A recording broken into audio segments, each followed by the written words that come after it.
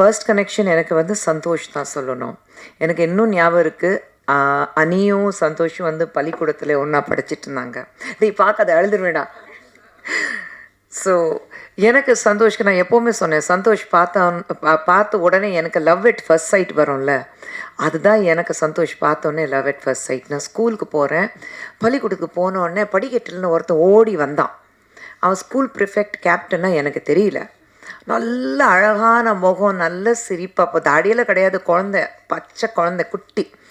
ஓடி வந்தோன்னு என்னை பார்த்தனே ஹாய் ஆன்ட்டி சொன்னான். ஐ வாஸ் லைக் அவ்வளோதான் காலி. ஐயோ ஐ mean love with this boy. அது கொஞ்ச நேரம் கழிச்சு தான் அனி பாப்பா கீழே வந்தா. அனி பாப்பா சொல்கிறேன், அனியும் கீழே வந்தா.